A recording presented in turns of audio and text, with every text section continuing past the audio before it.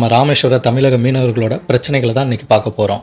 தன்னோட உயிரை பணையம் வச்சு மீன் பிடிச்சிட்டு கடலுக்கு போயிட்டு வராங்க. அப்படி கடலுக்கு போயிட்டு வர்றது ஒரு சாதாரண விஷயம் கிடையாது. அது அவங்க குடும்பத்துக்காகவும் அவங்க குழந்தைகளோட படிப்பு செலவுக்காகவும் அவங்களோட தாய் தந்தையோட மருத்துவ செலவுக்காகவும் தான் போயிட்டு வராங்க. அப்படி போயிட்டு வரப்போ என்ன ஆகுதுன்னா, இலங்கை கடற்படையினர் அவங்கள கைது செஞ்சிடுறாங்க. கைது செஞ்சு அவங்களோட படகுகளை எடுத்துக்கிறாங்க. அதோடு மட்டும் இல்லாமல் அவங்கள சிறையும் படுத்துகிறாங்க. அவங்களோட படகுகளோட விலை சாதாரண ஆயிரக்கணக்கில் பல லட்சம் மதிப்புள்ள படகுகள். அவங்கள சிறையில் போட்டுட்டா அவங்க குடும்பம் எப்படி வாடி துவைக்குன்னு கொஞ்சம் யோசிச்சு பாருங்கள். மூன்றாவது, அவங்க அந்த இடத்துல சாதாரணமாக கைது செய்யப்படுறதில்ல. அதில் என்னென்ன பிரச்சனை, ஒருத்தரை ஓடி நம்ம பிடிக்கும் போதே எவ்வளோ தள்ளுமுள்ளு ஏற்படுது, அந்த மாதிரியும் பிரச்சனைகள் ஆகும். அதனால் அவங்களுக்கு அடியும் படலாம். இப்படி அவங்க போய் மாட்டி தவிக்கிறாங்க.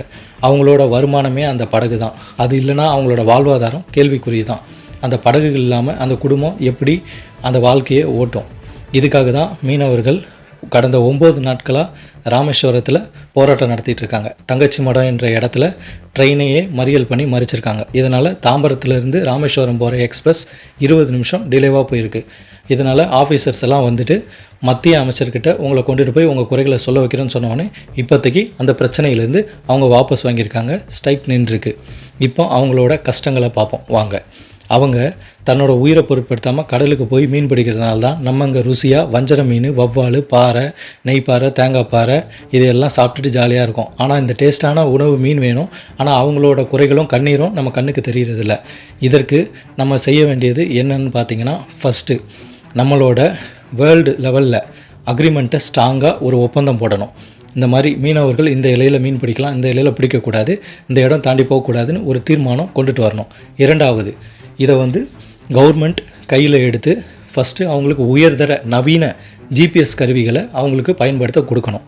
மூன்றாவது, மக்கள் நம்ம தாங்க, இந்த மாதிரி பிரச்சனைகளுக்கு நம்ம குரல் கொடுக்காம சினிமா சம்மந்தப்பட்ட ரீல்ஸுக்கு மட்டும் நம்ம குரல் கொடுத்துட்ருக்கோம். இதுக்கும் நம்ம கொஞ்சம் காதில் வாங்கி இதை மாதிரி விஷயங்களை ஷேர் பண்ணி விட்டால் தான் இவங்களுக்கு ஒரு முடிவு, மக்களின் குரல் வெளியே வந்தால் தான் எல்லார் காதலையும் விழும். நம்ம ஒன்றுபடலைன்னா நம்மளோட குரல் எங்கேயுமே போய் சேராது, தனித்தனியாக மட்டும்தான் இருக்கும். ஆகையால் சொல்ல வர்றது என்னென்னா, மீனவர்களும் நம்மளை போல் ஒரு மனிதர்கள் தான். அவங்க போயிட்டு கடலில் போயிட்டு கஷ்டப்பட்டு மீன் பிடிச்சாதான் நம்ம இங்கே சுவையான மீன்களை சாப்பிட முடியும். அதே போல் அந்த சுவையான மீன்களை சாப்பிட்டதுக்காக அவங்களுக்கு நம்ம பணம் தரோன்னு மட்டும் சொல்லிடக்கூடாது. ஏன்னா புதுசாக கடலுக்கு போனவங்களுக்கு, ஆல்ரெடி போனவங்களுக்கு தெரியும், புதுசாக போனவங்களுக்கு தெரியாது. ஒரு நாள் கடலில் படகு சவாரி செஞ்சு பார்த்திங்கன்னா இது கண்டிப்பாக தெரியும்.